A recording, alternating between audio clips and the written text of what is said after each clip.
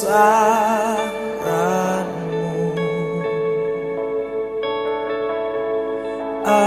Ajaib Tuhan, ajaib Tuhan, kami memuji kebesaran-Mu.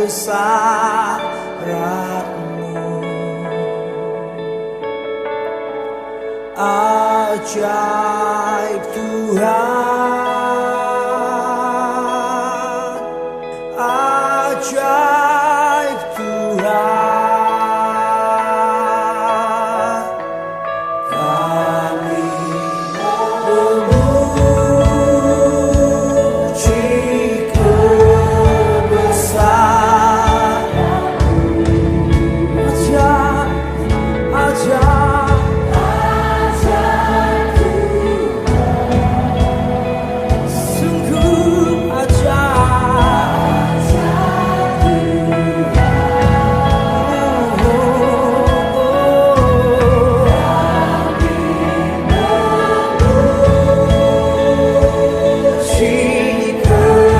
kebesaran-Mu.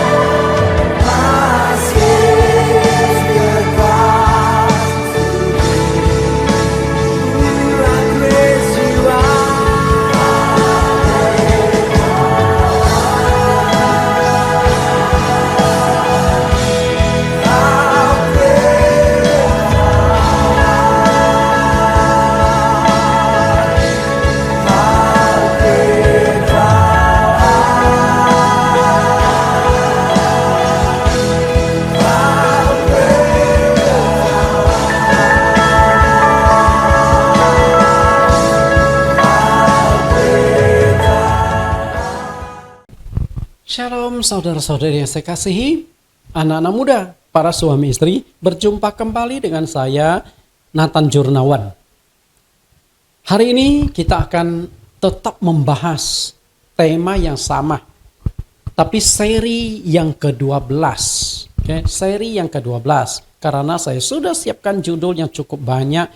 Kenapa saya sampai mengupas pernikahan itu berulang-ulang dengan seri dan berseri dan juga dengan judul yang berbeda-beda, karena pernikahan itu sangat-sangat penting di dalam kehidupan manusia. Ketika pernikahan itu tidak bahagia, maka itu akan sangat berdampak besar. Nah, sebelum kita masuk ke pembahasan kita akan mendengarkan pujian penyembahan yang akan disampaikan oleh Bapak Pendeta Jonathan Prawira. Kita lihat ada 3 lagu yang akan disampaikan oleh beliau. Berjalan di atas gelombang. Gelombang itu adalah sebuah badai. Tapi kita akan berjalan, kita akan menang atas badai tersebut. Karena hari ini saya akan mengupas tentang hancurnya lembaga pernikahan. Tentu hancurnya lembaga pernikahan itu sangat berdampak di dalam pernikahan setiap orang. Karena itu, jika pernikahan itu mengalami masalah, goncangan, konflik, sampai itu ibarat gelombang, tapi kita akan menang, kita akan berjalan di atasnya. Yang kedua, bertahan sampai kesudahan. Ini berbicara tentang iman. Bagaimana engkau bertahan walaupun di saat yang sulit, walaupun berbagai macam badai menerpa di dalam pernikahanmu, engkau tetap bisa mempertahankan pernikahanmu sampai akhir. Lalu bagaimana supaya bisa bertahan? Berdoa dan berjaga. Tidak ada solusi. Hadirkan Tuhan di dalam pernikahanmu, di dalam hidupmu. Berdoa, mengundang Dia, maka engkau akan mendapatkan ketenangan. Engkau baru bisa berjalan di atas gelombang, baru bisa berjalan di atas badai. Engkau tidak akan ditenggelamkan, dihancurkan oleh badai. Mari kita dengarkan pujian penyembahan dari Pak Pendeta Jonathan Prawira. Di saat tiada kau redakan badai yang ada di depanku, kau sedang membawaku berjalan di atas gelombang dengan imanku. Setiap pencobaan yang aku alami takkan melampaui kekuatan yang kau beri, dan penderitaan sementara ini takkan sebanding dengan kemuliaan yang kuterima nanti. Di saat tiada kau redakan badai yang ada di depanku, kau sedang membawaku berjalan di atas gelombang dengan imanku.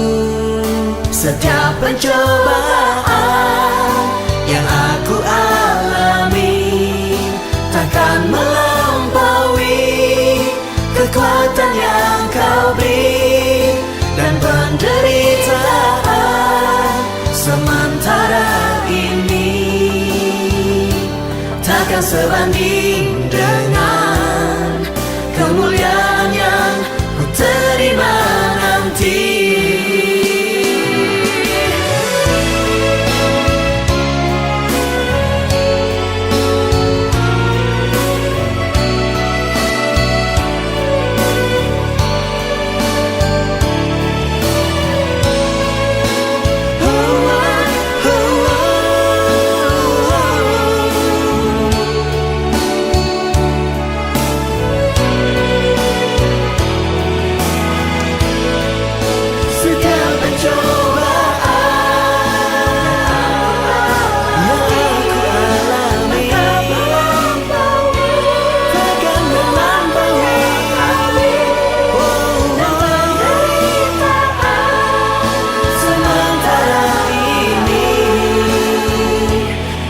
Sebanding dengan kemuliaan yang ku terima nanti,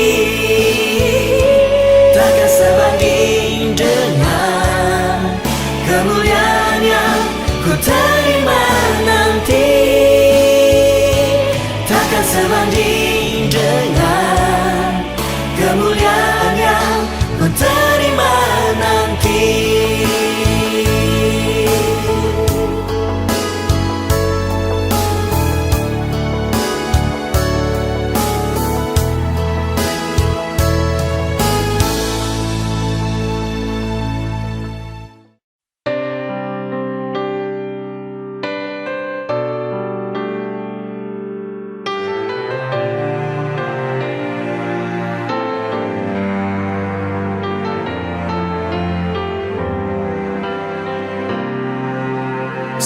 Setiap ku merasa lelah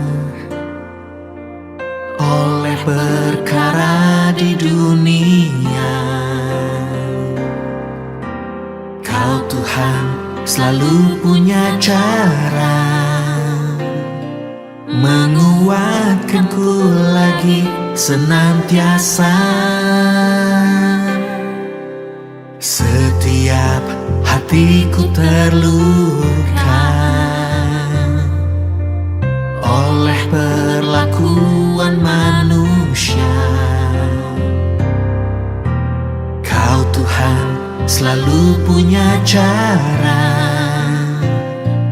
memulihkanku lagi senantiasa. Bersamamu aku bisa bertahan sampai pada kesudahannya. Ku percaya, ku terima kemenangan pada akhirnya. Setiap hatiku terluka oleh perlakuan manusia, Kau Tuhan selalu punya cara memulihkanku lagi senantiasa. Bersamamu aku bisa bertahan sampai pada kesudahannya. Ku percaya, ku terima kemenangan pada akhirnya. Bersamamu aku bisa kesudahannya. Ku percaya, ku terima kemenangan pada akhirnya. Kemenangan pada akhirnya.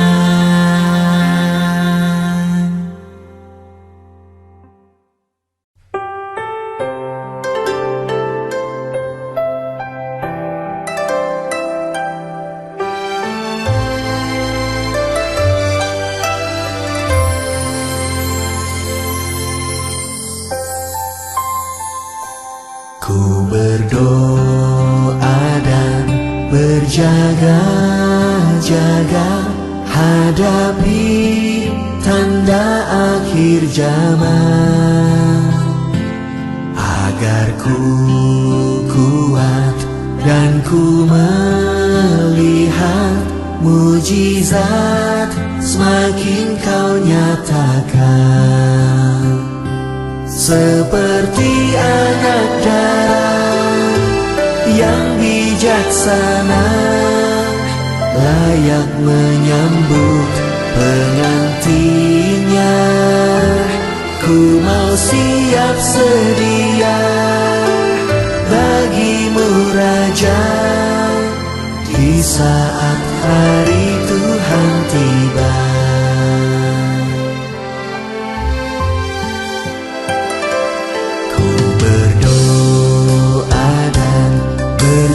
Jaga-jaga hadapi tanda akhir zaman, agar ku kuat dan ku melihat mujizat semakin Kau nyatakan.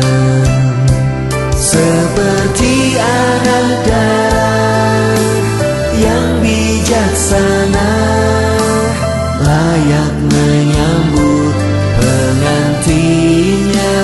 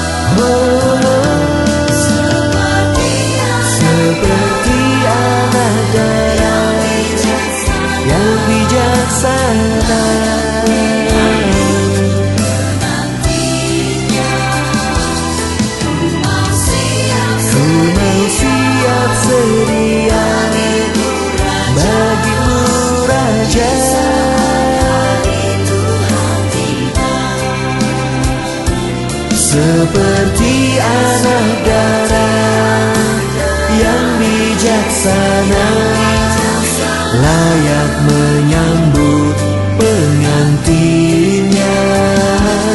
Ku mau siap sedia bagimu Raja, di saat hari Tuhan tiba. Berdoa dan berjaga-jaga.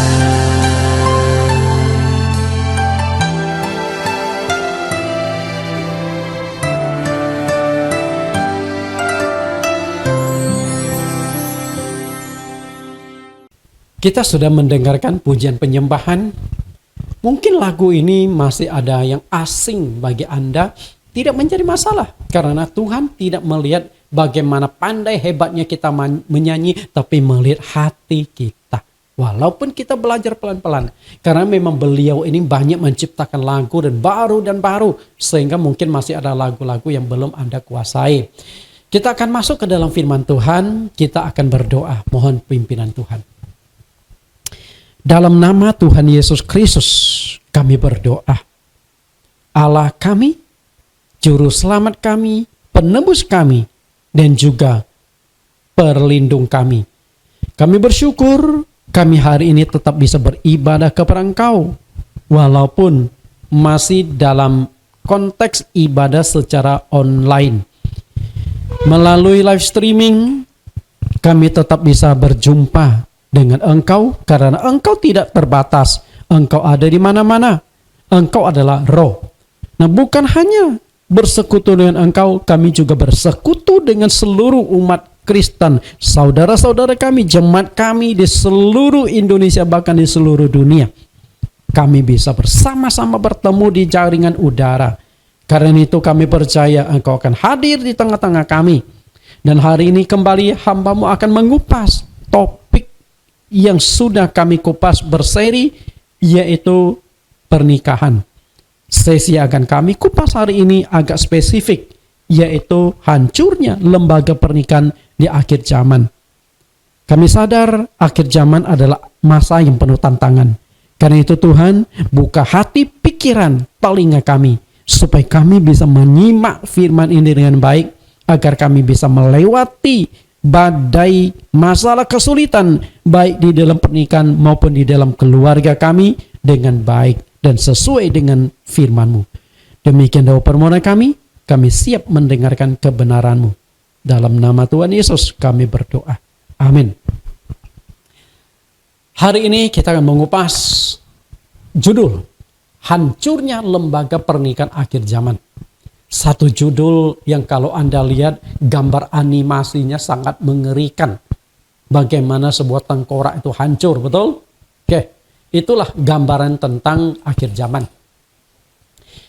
Ketika kita berbicara tentang akhir zaman, kita juga bicara tentang kiamat. Kiamat itu artinya kehancuran. Kalau kita baca di dalam Alkitab, bumi yang kita huni saat ini akan dihancurkan, akan dibakar oleh api sehingga unsur-unsurnya habis semua. Dikatakan hilang lenyap, artinya bumi yang kita huni yang begitu besar ini terbakar api sampai tidak bersisa. Kok bisa? Lihat, bisa. Tidak ada yang aneh bagi Tuhan. Kita baca 2 Petrus pasal 2 ayat 3, pasal 2 Petrus pasal 3 ayat 10 dan ayat 12. Tetapi hari Tuhan akan tiba seperti pencuri. Pada hari itu langit akan lenyap dengan gemuruh yang dahsyat dan unsur-unsur dunia akan hangus dalam nyala api. Dan bumi dan segala yang ada di atasnya akan hilang lenyap. Bayangkan, bumi dibakar api sampai tidak bersisa, sampai hilang lenyap. Sampai debunya pun nggak ada loh. Mengerikan ya. Lalu ditegaskan sekali lagi di ayat 12. Yaitu kamu yang menantikan dan mempercepat kedatangan hari Allah. Pada hari itu langit akan binasa dalam nyala api dan unsur-unsur dunia akan hancur karena nyalanya. Unsur-unsur dunia itu sesuatu yang ada di dalam dunia. Besi, baja, logam, semuanya akan hancur. Jadi betapa dahsyatnya api yang akan menghancurkan bumi nantinya. Tapi itulah satu gambaran yang akan terjadi. Gambaran yang akan kita hadapi. Bapak Ibu yang saya kasihi. Nah, kita lihat bagaimana kondisi tersebut. Kapan bumi ini diciptakan? Kapan ya? Mungkin Anda akan berkata, hari pertama. Betulkah? Ternyata tidak seorang pun yang bisa menjawab pertanyaan kapan persisnya bumi itu diciptakan. Kalau Anda lihat di Alkitab, Kitab Kejadian pasal 1, Allah memang melakukan penciptaan selama 6 hari. Tapi sebelum memasuki hari pertama penciptaan, bumi itu sudah ada. Kita lihat Kejadian 1 ayat 1-2. Pada mulanya Allah menciptakan langit dan bumi. Bumi belum berbentuk dan kosong. Dan gelap gulita menutupi samudera raya dan roh Allah melayang-layang di atas permukaan air. Perhatikan kata, pada mulanya. Pada mulanya kapan? Tidak seorang pun yang bisa menjawab. Makanya kenapa tahun-tahun yang kita miliki atau kalender yang kita miliki itu ada yang namanya tahun sebelum Masehi dan tahun sesudah Masehi. Kenapa dibagi demikian? Karena tahun sebelum Masehi itu dihitung dari titik-titik sampai mengecil-mengecil sampai 0 itu sebelum Masehi. Nah, di blank di sini kapan mulainya tahun ini ada? Mestinya kalau kita mau hitung tahun mulai ada itu adalah dari Adam dan Hawa. Tapi tahun persisnya kapan? Sampai tahun 0. Oke. Allah ada yang menyebutnya Ade Anno Domino atau tahun kelahiran Yesus. Nah, setelah itu dihitung dari tahun 1, 2, 3 sampai hari ini tahun 2021. Tapi bumi sudah ada sebelumnya. Oke. Kemudian selama 6 hari itu Allah melakukan penciptaan atas beberapa hal yang penting. Yang diciptakan memisahkan gelap dengan terang. Kemudian memisahkan darat dengan laut. Jadi darat ada tersendiri, laut ada tersendiri karena akan dihuni oleh makhluk hidup yang berbeda. Kemudian menciptakan matahari, bulan dan bintang. Kalau kita lihat di sini, berarti bumi lebih dulu diciptakan dari matahari. Betul nggak? Karena memang saat itu belum dibutuhkan matahari. Belum ada penerang, belum dibutuhkan penerang. Maka tadi dikatakan gelap gulita.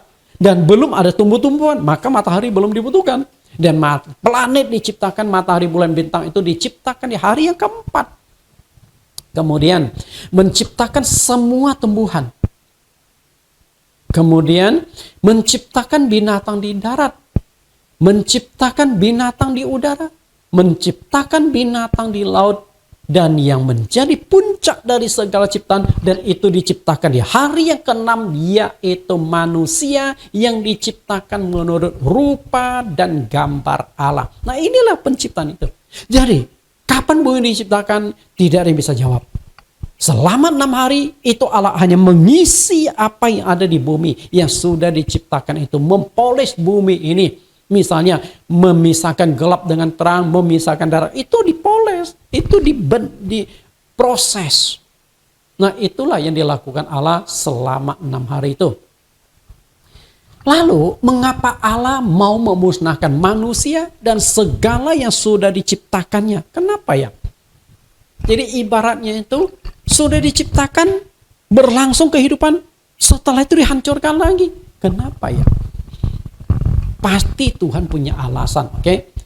Ternyata setelah saya gali di Alkitab, penyebab utama Allah menghancurkan bumi dan membasmi manusia disebabkan oleh dosa manusia. Dosa manusia. Artinya manusia mengalami kerusakan. Ibarat seorang anak kecil main boneka-boneka tanah liat. Jika boneka yang dibuatnya itu tidak sesuai dengan harapannya, akhirnya boneka itu dihancurkan lagi, dibuat ulang dan dibuat ulang. Demikian pula Allah. Manusia tidak sesuai dengan harapan Tuhan, sampai Tuhan menyesal, lalu Tuhan hancurkan hidup manusia, Tuhan musnahkan manusia. Bagi Tuhan, memusnahkan manusia sama gampangnya dengan menciptakan manusia. Jadi dibantah Tuhan nggak ada artinya, nggak ada bedanya. Mau diciptakan, mau dihancurkan, sama saja. Karena itu jangan main-main sama pencipta. Jangan sampai dosa itu membangkitkan murka sang pencipta.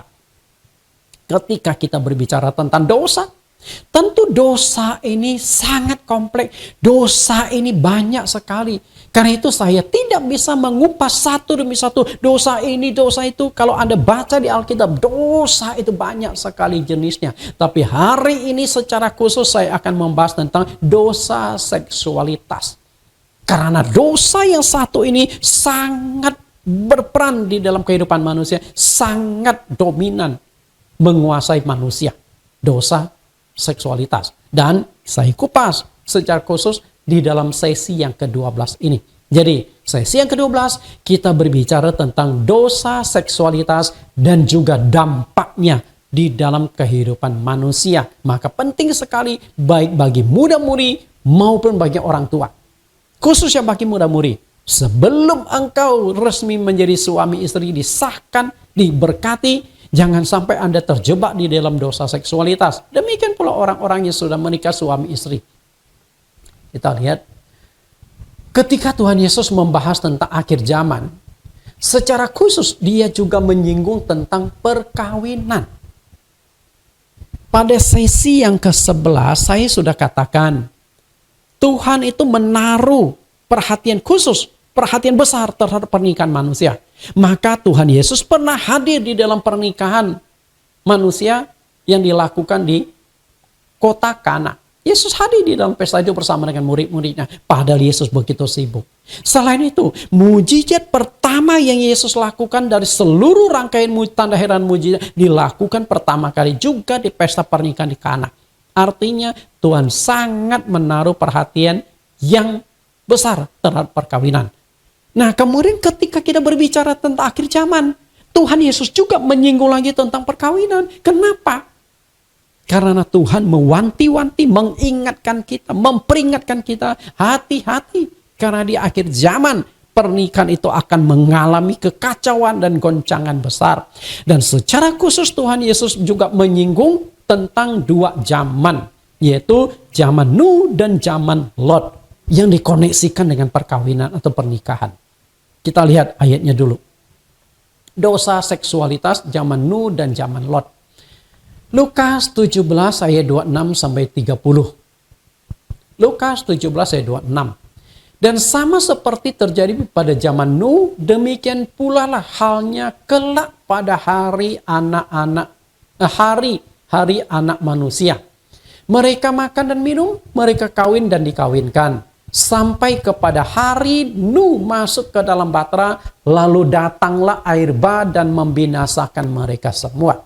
Demikian juga seperti yang terjadi di zaman Lot. Mereka makan dan minum, dan mereka membeli dan menjual, mereka menanam dan membangun. Tetapi pada hari Lot pergi keluar dari Sodom, turunlah hujan api dan hujan belerang dari langit dan membinasakan mereka semua.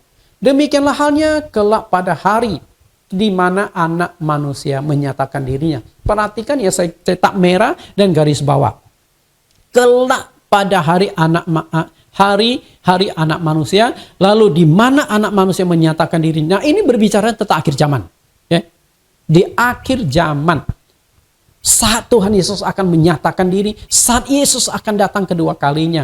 Lalu ada apa di akhir zaman? Ternyata ada masalah yang serius tentang masalah perkawinan. Perhatikan di sini. Mereka makan dan minum, mereka kawin dan dikawinkan. Kenapa secara khusus Tuhan Yesus membahas tentang masalah perkawinan di akhir zaman?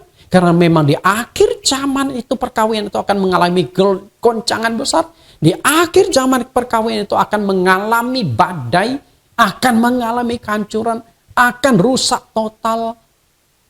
Oke? Lalu Tuhan Yesus menyinggung dua zaman. Perhatikan dua zaman. Zaman pertama adalah zaman Nuh. Dan akhir dari zaman Nuh adalah kebinasan manusia. Zaman yang kedua itu adalah zaman Lot. Lalu zaman Nuh, zaman Lot, lalu dikatakan sama seperti waktu anak manusia menyatakan dirinya, berarti akan terulang kembali. Kita akan lihat ada apa di zaman Nuh dan zaman Lot tentang perkawinan. Supaya kita mendapat gambaran untuk kita koneksikan akhir zaman perkawinan itu seperti apa. Oke, kita lihat dulu. zaman Nuh dan zaman Lot. Nah, dosa seksualitas. Dosa ini terjadi pada zaman Nuh, terjadi pada zaman Lot, dan terjadi pada akhir zaman. Nah, dosa seksualitas ini akan berujung pada kebinasan atau pemusnahan manusia. Oh, mengerikan ya. Ternyata dosa seksualitas itu nggak main-main.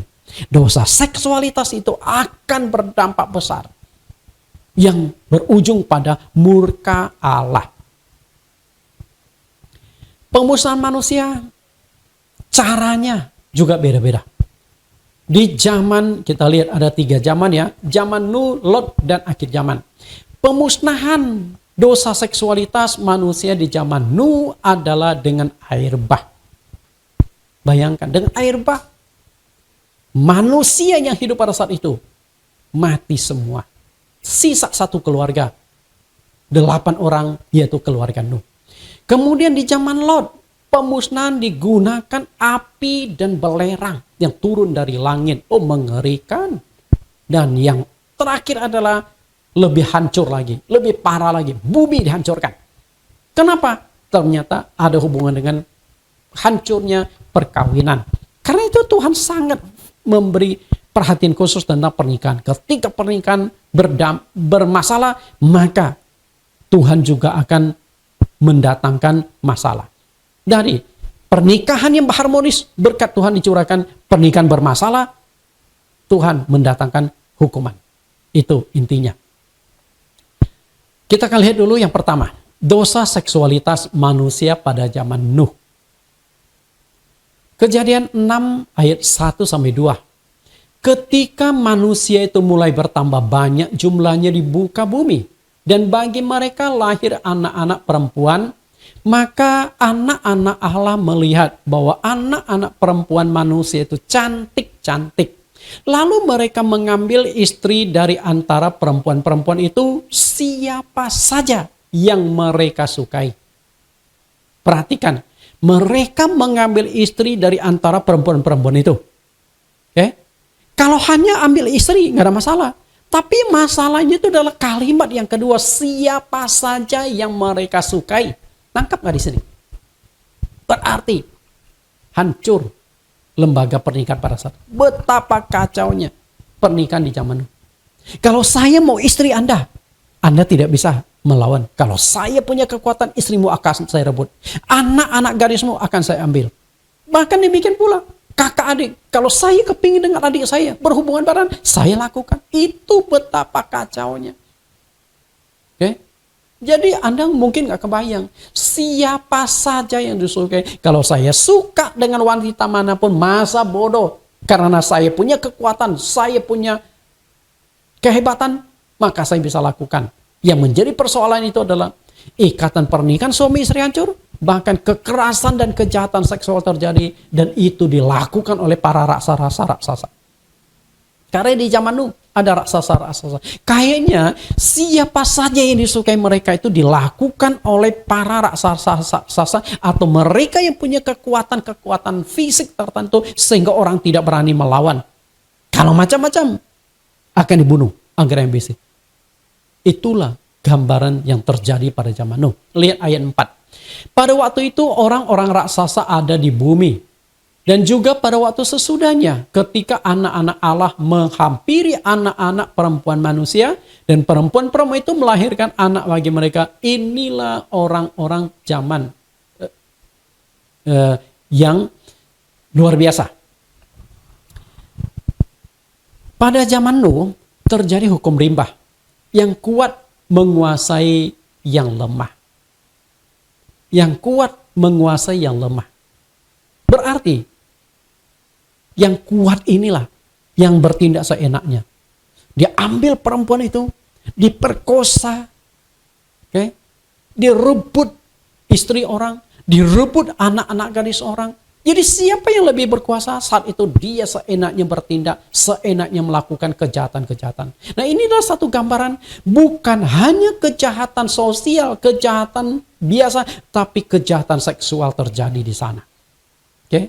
Karena Di Alkitab sangat jelas siapapun wanita yang diinginkan oleh mereka akan diambil oleh mereka. Jadi inilah satu gambaran tentang kekacauan.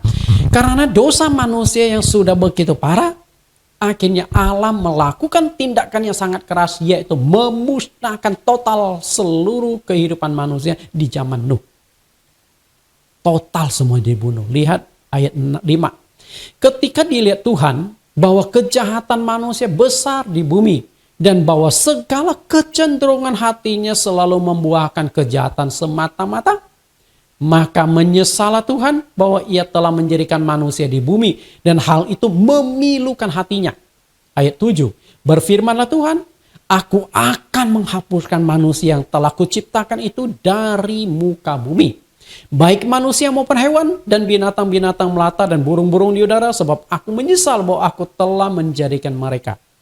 Perhatikan di sini. Aku akan menghapuskan manusia yang telah kuciptakan itu dari muka bumi. Anda sudah tangkap dong? Apa yang menjadi penyebab Tuhan membunuh manusia? Memusnahkan manusia. Penyebabnya itu adalah dosa. Dan secara khusus membahas tentang dosa seksualitas. Maka Tuhan Yesus katakan, di zaman Nuh, salah satu dosa seksualitas kawin mengawin. Artinya terjadi kekacauan di dalam sebuah pernikahan. Oke, lalu kita lihat yang kedua. Dosa seksualitas manusia pada zaman Lot. Seperti apa zaman Lot itu dalam hal biologis? Kejadian 18 ayat 20-21. Sesudah itu berfirmanlah Tuhan, sesungguhnya banyak keluh kesah orang tentang Sodom dan Gomora, dan sesungguhnya sangat berat dosanya. Baiklah aku turun untuk melihat apakah benar-benar mereka telah berkelakuan seperti keluh kesah orang yang telah sampai kepadaku atau tidak. Aku hendak mengetahuinya. Perhatikan perkataan Allah kepada Abraham tentang Sodom dan Gomora, sesungguhnya sangat berat dosanya. Artinya, yang dilakukan orang-orang di kota Sodom dan Gomora itu, dosa-dosa mereka itu sudah tidak bisa dikompromi lagi. Sudah sangat parah. Lalu dosa apa? Saya tadi sudah katakan dosa itu sangat kompleks. Dan yang paling menonjol dosa di kota Sodom dan Gomora itu adalah dosa seksualitas. Seberapa parah? Kita lihat ayat berikut ini. Kejadian 19 ayat 1-5. Kedua malaikat itu tiba di Sodom pada waktu petang. Lot sedang duduk di pintu gerbang Sodom, dan ketika melihat mereka, bangunlah ia menyongsong mereka, lalu sujud dengan mukanya sampai ke tanah. Ayat 4. Tetapi sebelum mereka tidur, orang-orang lelaki dari kota Sodom itu, dari yang muda sampai yang tua, bahkan seluruh kota tidak ada yang terkecuali, datang mengepung rumah itu. Mereka berseru kepada Lot, di manakah orang-orang yang datang kepadaku malam ini? Bawalah mereka keluar kepada kami supaya kami pakai mereka. Nangkap nggak apa yang dimaksudkan di sini? Ternyata dosa seksualitas di zaman Lot, khususnya di kota Sodom Gomora, itu sangat parah. Dosa apa itu? Dosa homoseks. Homoseks. Saat itu malaikat datang ke rumah Lot. 2 orang malaikat. Kayaknya malaikat yang datang kepada Lot itu laki-laki. Menunjukkan tampak laki-laki. Akhirnya sebelum tidur, satu kota yang laki-laki keluar. Yang lelaki. Dan bukan hanya lelaki dewasa, ternyata seluruh laki-laki yang tua-tua, si aki-aki juga datang. Ternyata si aki-aki yang tua-tua pun masih punya nafsu. Kalau nafsu sama lawan jenis, wajar. Tapi ini nafsunya sampai sejenis. Apakah ini penyakit atau apa, saya tidak tahu. Seluruh kota. Dan bukan hanya orang tua dan juga anak-anak muda, sampai anak-anak kecil tanpa kecuali. Kebayang nggak? Apakah anak-anak kecil juga punya biologis untuk lakukan hal yang sama dengan lawan jenis, dengan sesama jenis, atau ikut-ikutan? Kita tidak tahu. Tapi itulah satu gambaran. Berarti Di kota Sodom Gomora itu sudah terang-terangan dan sudah diterima secara umum tentang homoseksualitas. Mengerikan. Kebayang nggak, sangat mengerikan. Mereka tidak tertarik kepada lawan jenis ya. Dan faktanya, Lot demi melindungi dua orang malaikat itu, Lot berkata, menyorotkan dua putri ini putriku, jangan kau ganggu tamuku. Dia akan saya lindungi. Tapi kalau kalian mau melakukan persetubuhan, ini dua putriku. Ternyata dua putri Lot ditolak sama mereka. Laki-laki itu. Kayaknya itu mereka jeruk makan jeruk tuh. Kalau di dalam dunia ini, manusia diperkosa, wajar. Okay? Tapi ini malaikat mau diperkosa. Itu yang luar biasa. Sampai malaikat pun mau diperkosa. Dan diperkosa itu bukan lawan jenis, yang sejenis. Kebayang nggak? Bagaimana mengerikannya dosa seksualitas di zaman Lot. Oke, Sodom Gomora. Akhirnya setelah Tuhan mengutus malaikatnya, lalu malaikat itu melaporkan kepada Tuhan. Wah, hancur. Mungkin dengan senyum-senyum dua malaikat itu laporkan kepada Tuhan. Tuhan, jangankan manusia, kami berdua malaikat pun hampir diperkosa oleh laki-laki di kota itu. Mengerikan, malaikat diperkosa. Itu dalam sejarah ya, belum pernah ya. Dan hampir terjadi. Kebayang gak Bapak Ibu? Dan akhirnya Tuhan murka sekali. Tuhan murka sekali. Dan sebenarnya Tuhan tunggang balikan bukan dua kota. Bukan Sodom dan Gomora. Selama ini kita seringkali dengar Sodom Gomora, betul? Dicatatkan di dalam Kejadian, tapi sebenarnya ada 4 kota. Mungkin 2 kota utamanya kota Sodom dan Gomora, dan 2 kota lagi lebih kecil. Apakah itu? Ada 2 kota lain selain Sodom dan Gomora, Zeboim dan Admah. Kita baca di Ulangan pasal 29 ayat 23. Seluruh tanahnya yang telah hangus oleh belerang dan garam, yang tidak ditaburi, tidak menumbuhkan apa-apa, dan yang tidak ada tumbuh-tumbuhan apapun yang tumbuh daripadanya. Seperti pada waktu ditunggang balikannya Sodom, Gomora, Admah, dan Zeboim. Ya, ini ditunggang balikan Tuhan dalam murka dan kepanasan amarahnya. Jadi ada 4 kota ya. Jadi gara-gara dosa seksualitas. Mungkin hari ini dalam bahasa Indonesia kita pernah mendengar istilah sodomi. Nah, sodomi itu diambil dari istilah sodom. Hubungan lewat anal. Antara laki-laki dengan laki-laki. Betapa kacaunya. Nah, ini kita sudah belajar tentang 2 kasus. Gara-gara dosa seksualitas Allah hancurkan. Bagaimana mengerikannya ketika api dari langit turun. Disertai dengan belerang. Mengerikan, jerit, tangis, teriak, histeris, kematian. Jeritan kematian terjadi di seluruh kota. Dan Tuhan bukan hanya membasmi yang laki-laki loh, yang melakukan praktek homoseks. Ternyata Tuhan bunuh semua 4 kota itu. Di dalamnya kan ada wanita, betul? Ada anak-anak. Kenapa demikian? Karena kayaknya dosa seksualitas bukan hanya terjadi pada laki-laki dengan laki-laki, juga pasti terjadi wanita dengan wanita dengan istilah lesbi. Artinya homo lesbi terjadi di kota Sodom dan Gomora. Karena kalau tadi kan kebetulan malaikat datang laki-laki. Coba kalau yang datang tuh malaikatnya mewujudkan wajah wanita. Mungkin yang datang tuh wanita bukan laki-laki. Mengerikan kondisi kota itu dalam dosa seksualitas yang terjadi pada mereka. Kita akan lihat yang ketiga. Dosa seksualitas manusia di akhir zaman. Nah, apakah akhir zaman dosa seksualitas ini akan lebih ringan dari zaman Nuh? Lebih ringan dari zaman Sodom Gomora? Ternyata setelah saya pelajari lebih mengerikan.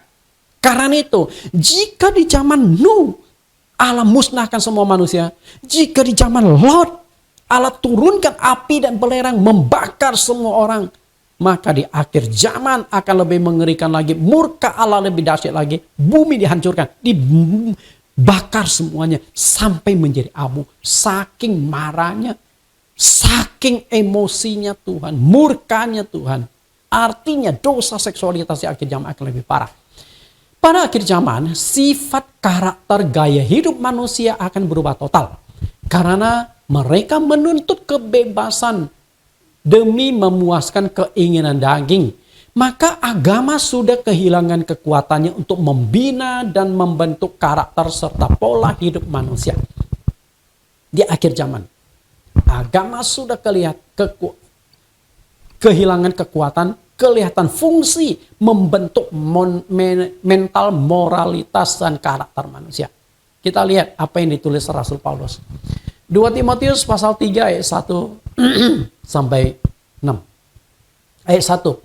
Ketahuilah pada hari-hari terakhir akan datang masa yang sukar. Manusia akan mencintai dirinya sendiri dan menjadi hamba uang. Mereka akan membual dan menyombongkan diri. Mereka akan menjadi pemfitnah. Mereka akan memberontak terhadap orang tua dan tidak tahu berterima kasih. Tidak mempedulikan agama, tidak tahu mengasihi, tidak mau berdamai, suka menjelekkan orang, tidak dapat mengekang diri, garang, tidak suka yang baik, suka mengkhianat, tidak berpikir panjang, berlagak tahu, lebih menuruti hawa nafsu daripada menuruti Allah. Ini gambaran karakter, mentalitas manusia yang hidup pada akhir zaman. Betapa rusaknya mental manusia. Di sini tidak mempedulikan agama.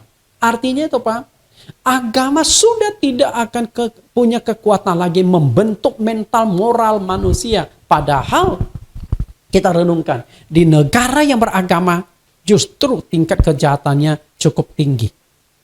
Kenapa demikian? Kadang-kadang kejahatan itu dilakukan atas nama agama. Nah itu yang masalah nih. Ada kejahatan dilakukan karena memang karakter manusia. Tapi kalau kejahatan dilakukan atas agama, nah itu yang cukup mengerikan. Intinya, agama sudah tidak bisa membentuk manusia lagi menjadi lebih baik.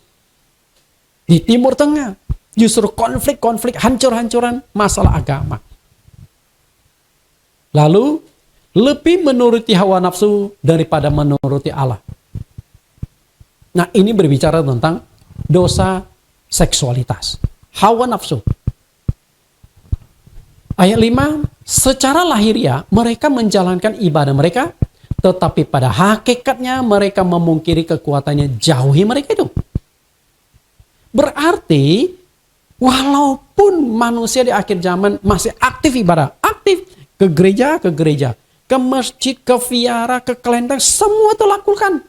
Tapi dosa tetap jalan, terutama dalam dosa seksualitas. Karena itu semua agama punya yang namanya dosa seksualitas. Tapi saya ingin lebih banyak menyorot tentang dosa seksualitas dalam versi Kristen atau menurut Alkitab. Menuruti hawa nafsu daripada menuruti Allah artinya apa? Mereka melakukan dosa seksualitas tanpa takut kepada Allah. Kenapa mereka nggak takut melakukan dosa seksualitas? Karena di zaman akhir ini dosa seksualitas sudah dilegalkan. Nah mungkin hari ini Anda pernah dengar istilah LGBT. Nah mau takut apa lagi? Negara menjamin kok. Dan ketika negara menjamin, agama mau gimana? Misalnya agama Kristen. Gimana ini? Saya akan membahas masalah ini. Dosa seksualitas LGBT. LGBT salah satu dosa yang paling besar dan mengerikan di abad ini adalah dosa seksualitas yang dikenal dengan istilah LGBT. Lesbi, gay, biseksual, dan transseksual. Puluhan kepala negara di dunia ini telah mengambil keputusan yang sangat fatal dengan dalih humanisme, artinya kemanusiaan, menjunjung tinggi kebebasan manusia. Maka DPR negara tersebut dan terakhir kepala negara mengetok palu mensahkan tentang undang-undang perkawinan sejenis, undang-undang yang menjamin kebebasan hak melakukan LGBT. Wah, luar biasa ya. Belum pernah terjadi dalam sejarah baru akhir zaman ini. Hingga tahun 2020, dari total sekitar 200 negara di dunia, sudah ada 30 negara yang mensahkan pernikahan sejenis. Di dalamnya tentu termasuk yang namanya LGBT. Artinya, Di dunia ini sudah ada 15% negara mensahkan pernikahan yang sejenis. 15% loh Bapak Ibu. Berarti 85% masih aman, tapi bukan berarti aman lalu tidak ada LGBT di dalam. Ada. Cuman secara hukum undang-undang sudah ada 30 negara. Apakah saudara anggap ini dosa kecil? Apakah Anda anggap ini dosa biasa di mata Allah yang Maha Kudus? Jika gara-gara homoseksualitas lesbi di zaman Lot itu ribuan tahun yang lampau, Tuhan saja buat kita murka sampai tunggang balikan kota itu. Turunkan api dan belerang, bunuh manusia. Apakah hari ini Tuhan berubah? Berarti Tuhan sudah tercemar. Oh, kalau gitu sudahlah, manusia memang kondisi zaman sekarang. Apakah ada toleransi? Di Matius pasal 24, langit dan bumi akan berlalu, tapi perkataanku tidak berlalu. Artinya, langit dan bumi itu berbicara tentang dunia. Kemudian kebudayaan, kebiasaan, tatanan, gaya hidup manusia bisa mengalami perubahan. Misalnya dulu, yang namanya homo. Kalau ada orang mengaku rasanya malu dan dikucilkan. Terus sekarang terang-terangan negara menjamin. Artinya itulah yang terjadi perubahan. Tapi firman Tuhan tidak akan pernah berubah. Kalau dulu Tuhan murka gara-gara dosa seksualitas manusia, sekarang pun Tuhan tetap akan murka. Tidak akan mungkin berubah itu. Kita lihat, inilah negara-negara yang sudah melegalkan perkawinan sejenis. Dari 2001 dimulai dari negara Belanda dan yang terakhir di negara Asia di tahun 2019. 2 tahun ini kayaknya tidak begitu banyak perubahan karena mungkin datang virus corona. Apakah virus corona juga ada kaitan dengan dosa seksualitas? Kita tidak tahu, tapi saya pernah mengupas. Ada kemungkinan, ada koneksinya. Karena ini bukan dosa biasa, tapi dosa yang sangat-sangat besar. Lalu bagaimana dengan Indonesia? Apakah Indonesia, walaupun negara ini mayoritas Islam, lalu bebas dari LGBT, walaupun agama Islam menentang dengan keras LGBT, tapi faktanya tetap yang namanya setiap negara pasti ada LGBT. Nah, ini saya dapat sedikit info. Jumlah LGBT di Indonesia. Dari rilis Kementerian Kesehatan di tahun 2006. Saya dapatnya data 2006. Saya sih kepingin dapat data 2021. Saya cari belum ada. Jumlah gay saat itu mencapai 760.000 orang. Ini yang terdata loh. Yang diketahui. Dan mereka mengaku kayak. Sementara waria jumlahnya itu ada 28.000. Kalau lesbi tidak ada data. Mungkin wanita itu masih sebagai wanita Asia masih malu nggak berani mengakui. Beda dengan di luar negeri ya. Soal jumlah tidak ada yang tahu pasti. Tapi dengan kata lain sudah jutaan yang bermasalah dengan LGBT. Kadang-kadang LGBT itu bisa menular. Apakah karena pengaruh gaya hidup ataupun mengalami pelecehan seksual waktu masa kecil, itu bisa terjadi. Seperti kota Sodom dan Gomora, itu bukan terjadi zaman Lot, mesti sudah terjadi zaman-zaman sebelumnya.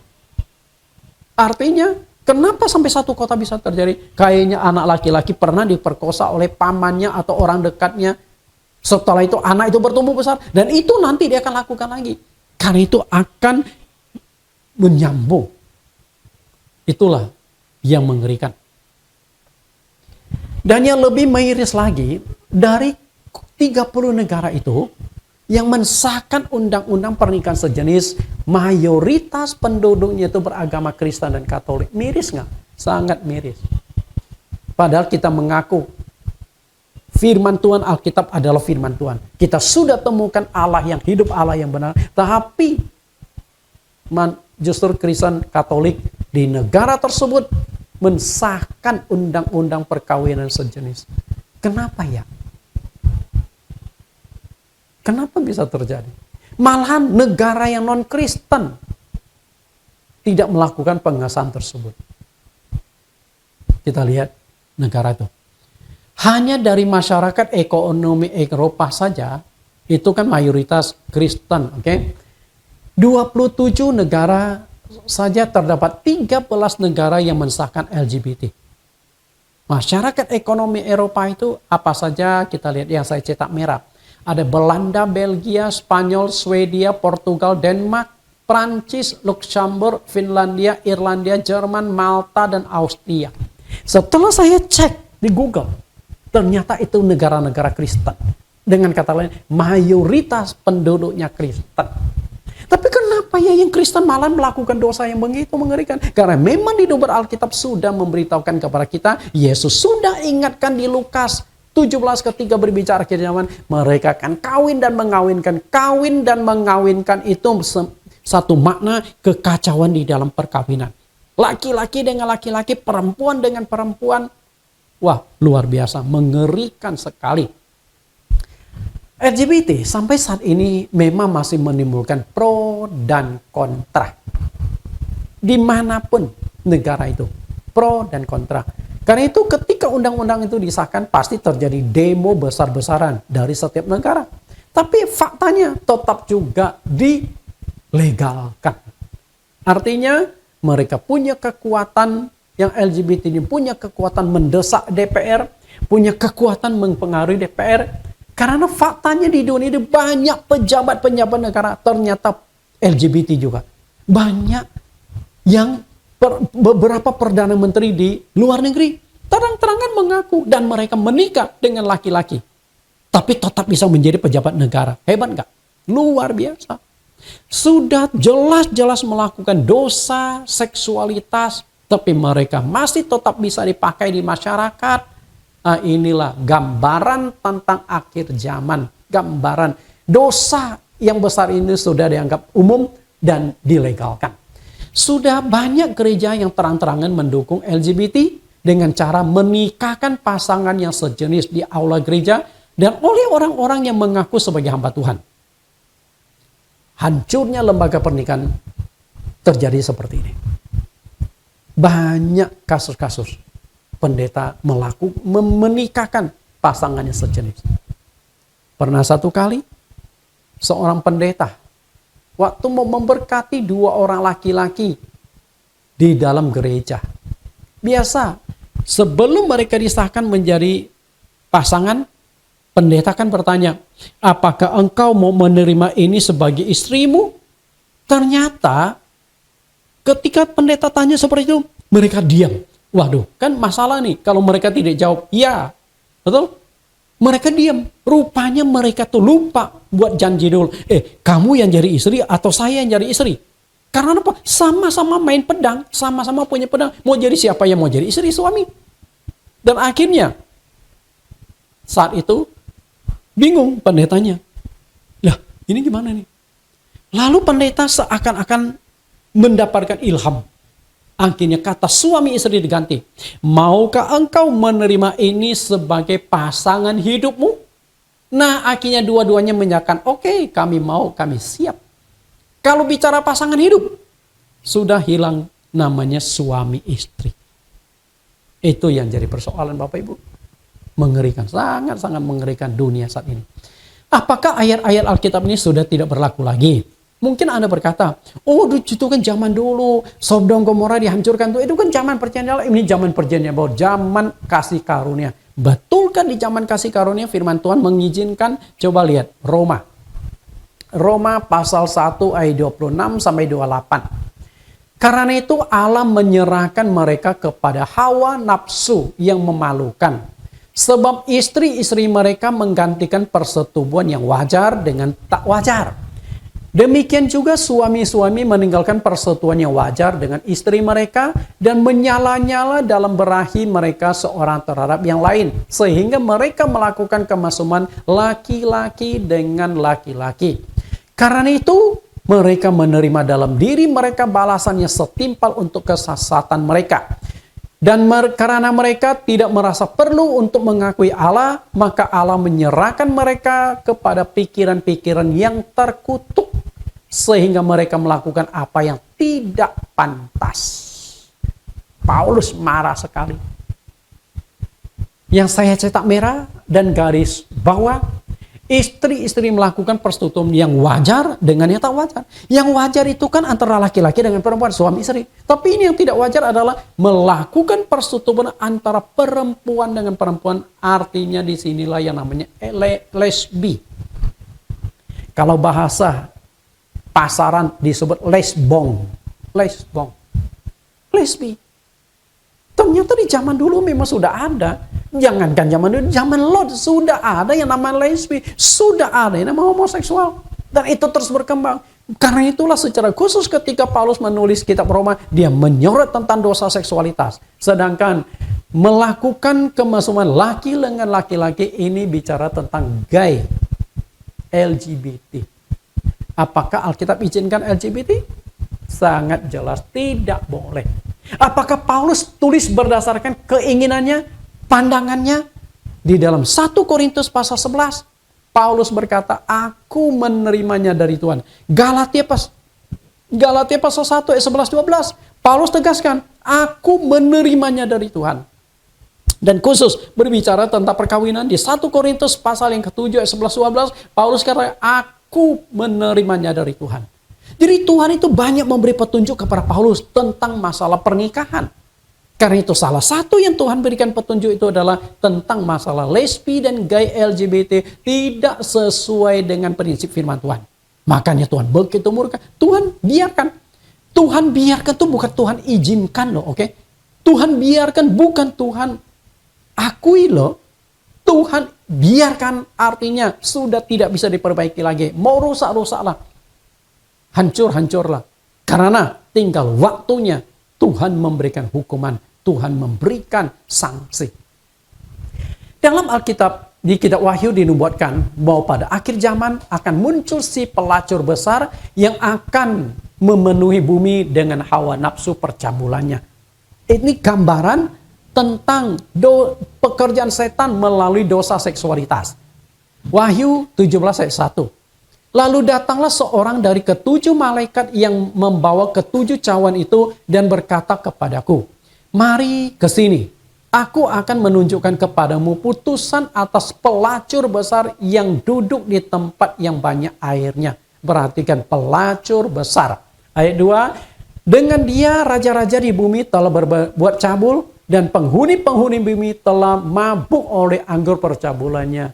Gambaran tentang kehancuran mental, moral, dan juga dosa seksualitas berupa penghuni-penghuni bumi mabuk oleh anggur percabulan.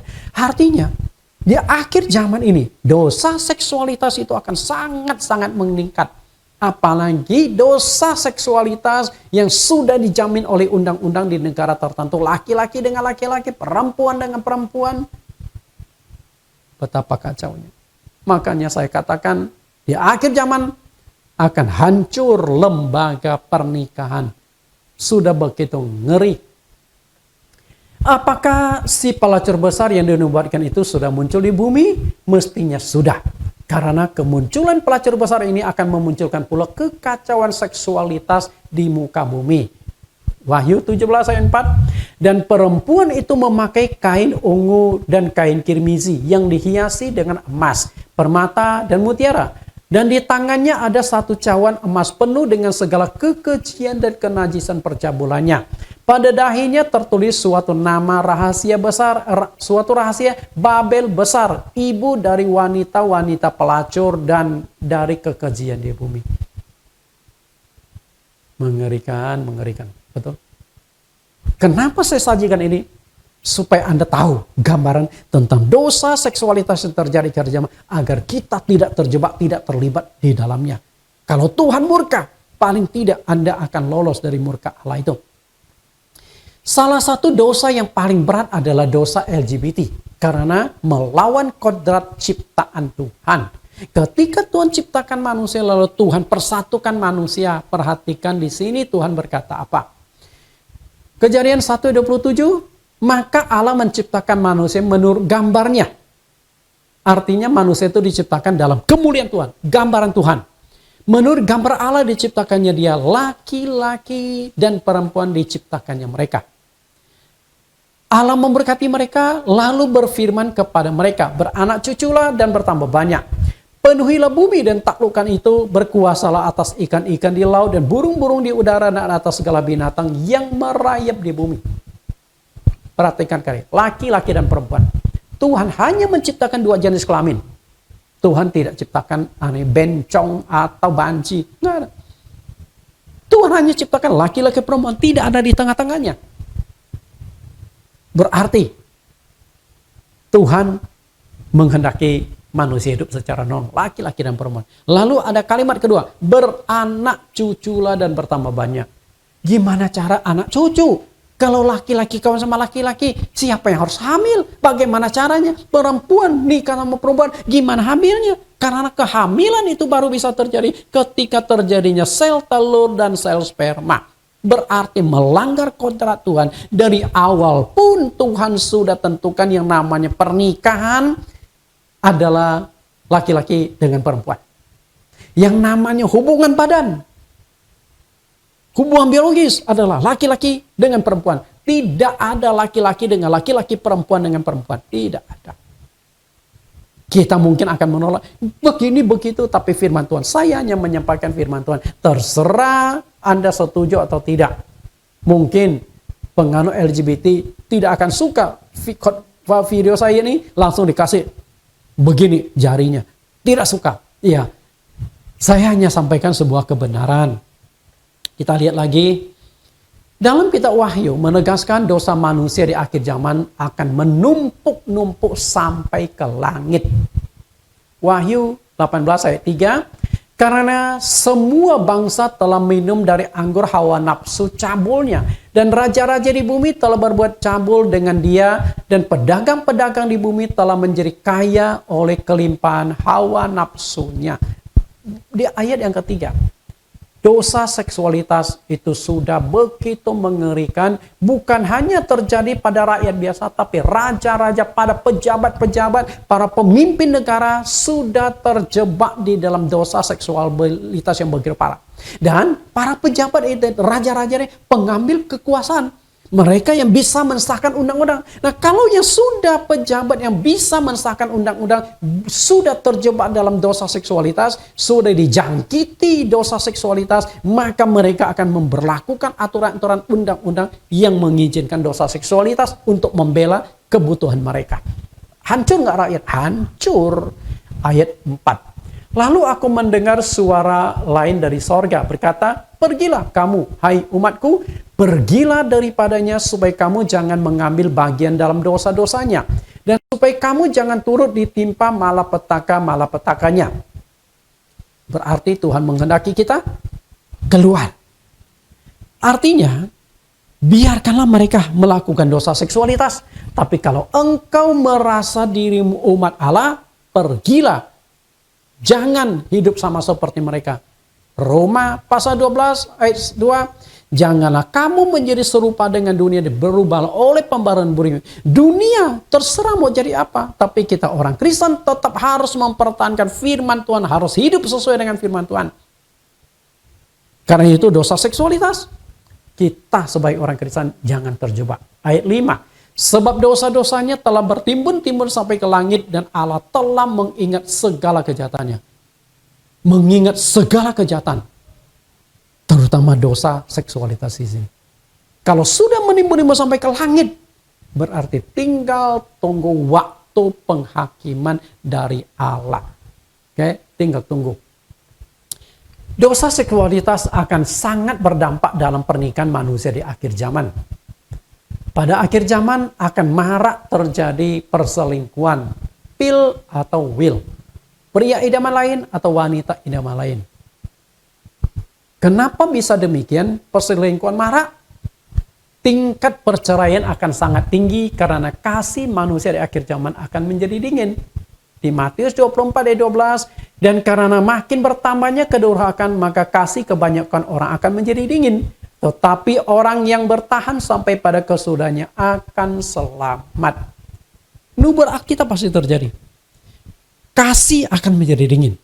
Padahal yang namanya suami istri, yang namanya pernikahan itu kasih adalah pengikat. kasih itulah yang menyatukan. Ketika kasih mulai dingin, maka masing-masing pasangan itu akan mencari dari kehangatan orang lain. Laki-laki akan mencari kehangatan dari wanita yang dia tidak dapatkan dari istrinya. Demikian pun istri akan mencari kehangatan dari laki-laki yang tidak didapatkan dari suaminya. Dan ketika itu terjadi, perselingkuhan itu terjadi, maka di akhir zaman perceraian itu akan banyak sekali terjadi. Tapi kita sebagai orang Kristen harus bertahan. Kalaupun terjadi perceraian, Anda harus pulih kembali. Anda harus bersatu dengan istri Anda kembali. Walaupun itu tantangan berat. Oke? Memang rapuh pernikahan akhir zaman. Makanya saya melihat anak-anak muda generasi zaman sekarang gampang. Kita lihat artis-artis menikah 1-2 hari bisa. Baru 1-2 hari menikah sudah cerai. Gimana ceritanya? Kawin cerai.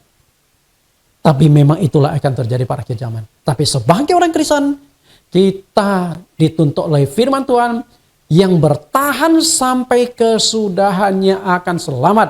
Artinya kalau Anda bisa mempertahankan kekudusan, bisa mempertahankan pernikahanmu sampai akhir, maka engkau akan selamat. Tuhan akan menjaga kamu. Kita lihat pemusnahan dunia. Allah pernah melakukan pemusnahan dunia dengan menggunakan 2 sumber.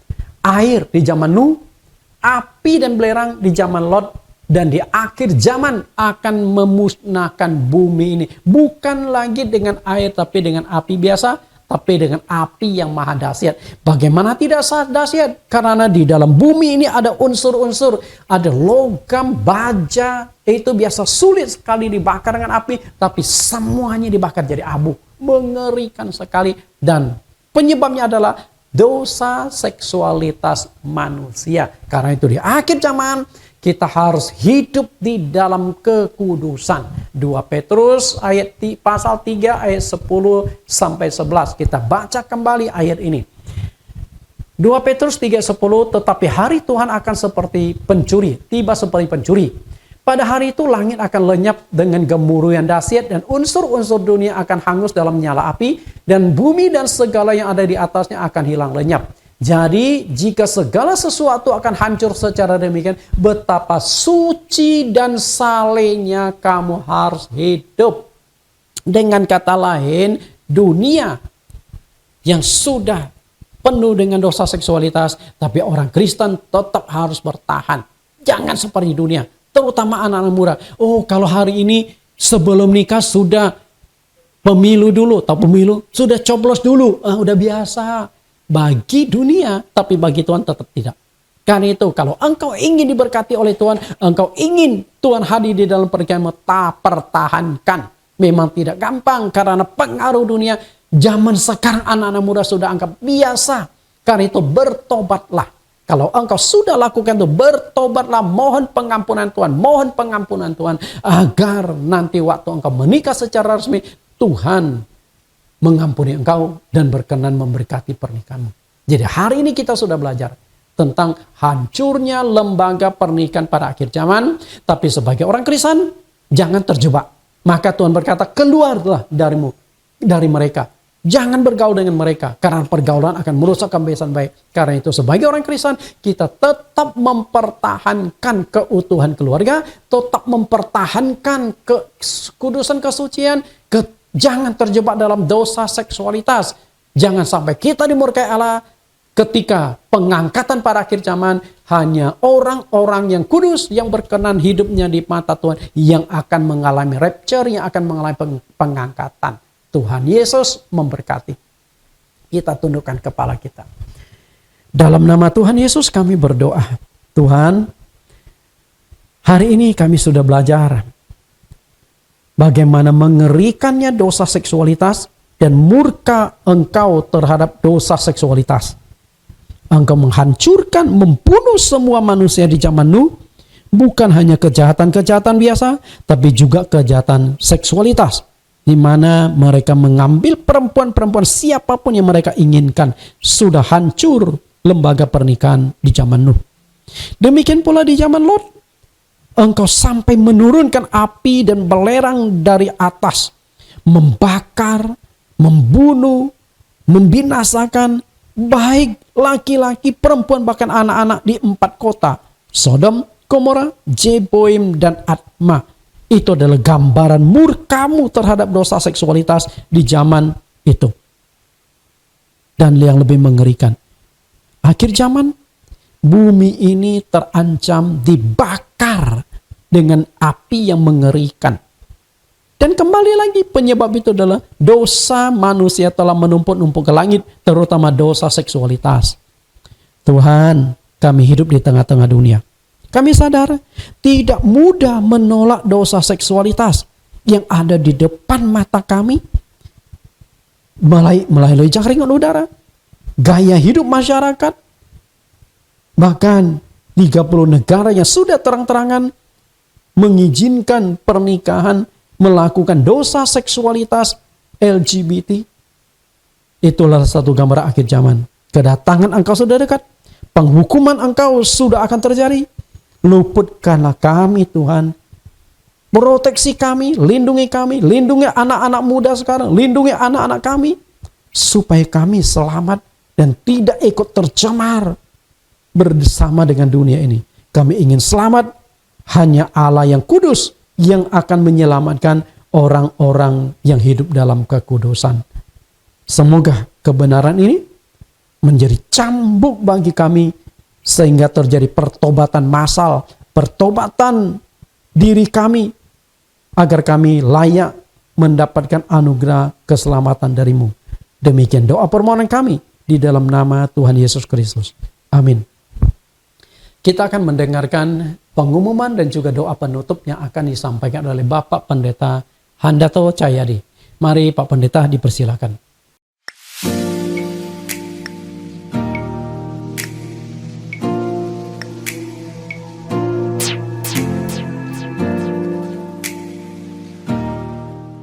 Nama pengurus, jemaat, dan simpatisan mengucapkan terima kasih kepada Pendeta Nathan Jurnawan atas pemberitaan firman Tuhan pada hari ini. Kiranya Tuhan selalu memberkati pelayanannya Pak Nathan dan keluarga. Bapak Ibu yang kami kasihi, sebelum masuk dalam doa syafaat, ada beberapa pengumuman yang akan saya bacakan sebagai berikut. 1. Sekretaris Gereja GCC telah membuka pendaftaran baptisan air untuk angkatan ke-22 bagi Bapak Ibu yang belum dibaptis atau yang ingin diperbaharui baptisannya agar sesuai dengan Alkitab. Silakan mendaftarkan diri kepada Pendeta Tony Hartanto dengan HP 0813 8863 3968. Baptisan akan diadakan pada pertengahan November 2021. Bagi Bapak Ibu yang ingin belajar tentang topik baptisan air yang Alkitabiah, Senin ini 1 November jam 19 akan bisa ikut di Zoom 686868 6969. Password di komoditi. 3. Mengingat dampak pernikahan yang sangat besar dalam kehidupan jasmani dan rohani setiap jemaat dan masalah perkawinan yang begitu kacau di akhir zaman, maka ibadah live streaming setiap minggu Pendeta Nathan mengupas tema perkawinan secara berseri. Minggu depan seri 13 judul yang akan dikupas adalah menerima kelemahan pasangan hidupmu. 4. Akan dibuka persekutuan doa di Cipinong 1 bulan sekali di rumah Pendeta Cikong, alamat Ciri Mekar Presiden Blok C nomor 1. Untuk bulan Oktober akan diadakan 31 Oktober jam 19 sore. Bagi jemaat yang tinggal di sekitar Bogor, Bekasi, Cipinong, silakan bergabung. 5. Sinode kita Gereja Yesus Kristus Allah Esa telah membuka link YouTube yang khusus memuat pengajaran-pengajaran doktrin dengan nama Sinode GYAE. Topik pengajaran pertama yakni sakramen pembasuhan kaki yang terdiri dari 5 sesi telah selesai di-upload. Silakan kunjungi link YouTube Sinode GYAE. Segera menyusul topik sakramen baptisan air yang terdiri dari 8 sesi. Pokok doa yang kami akan doakan jemaat yang sakit Bong Ji Jung, Papa Pendeta Nathan kena stroke dan dirawat di rumah. Pendeta Stefanus ginjal dan stroke, Bapak Ameng operasi usus buntu, pemulihan di rumah. Ibu Nagawati kesehatan dan jual rumah di Bogor. Ibu Fani, mama dari Pak Windy, kena kanker. 2. Kondisi COVID-19 yang masih tinggi di dunia maupun di Indonesia agar terlaksana vaksinasi di Indonesia dapat berlangsung dengan cepat dan tertib. 3. Keamanan dan kedamaian di Indonesia khususnya TNI dan menghadapi kelompok bersenjata di Papua. 5. Pemberian gedung gereja ibadah JCC. 5. Pengajuan dan pengurusan dana kemanusiaan Yayasan Servia dan dari luar negeri agar dilancarkan semuanya. Setelah kami akhirin ibadah ini, mari kita terima berkat dari gembala kita. Terima kasih, Tuhan Yesus memberkati. Bapak Ibu dan juga saudara-saudari, kita sudah mendengarkan pengumuman dan juga doa syafaat yang dibawakan oleh Pendeta Handato Cahyadi. Kita akan akhiri ibadah kita, mari angkat tangan saudara-saudari. Kasih yang sempurna, kuasa yang ajaib, kemuliaan yang kekal akan turun atas saudara sekalian. Maka kuasa Tuhan akan melindungimu, memproteksimu, menjagamu. Walaupun dunia penuh dengan kekacauan, penuh dengan dosa dan kehancuran, tapi proteksi Tuhan akan sempurna di dalam hidupmu. Dia akan menjauhkan engkau dari mara bahaya. Dia akan menjauhkan engkau dari segala dosa. Dia akan menjauhkan engkau dari gangguan-gangguan. Sehingga hidupmu akan tetap murni. Hidupmu akan tetap sesuai dengan kehendak Tuhan. Sehingga berkat-berkat luar biasa akan dicurahkan Tuhan di dalam pernikahanmu, di dalam keluargamu saat ini sampai selama-lamanya. Kita akhiri dengan pujian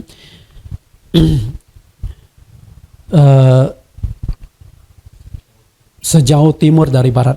Lagu Sejauh Timur dari Barat kita nyanyikan di bagian refnya.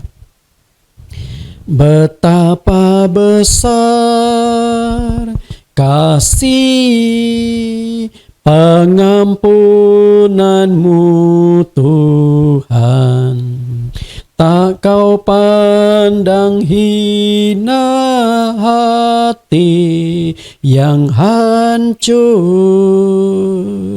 Ku berterima kasih kepadamu ya Tuhan.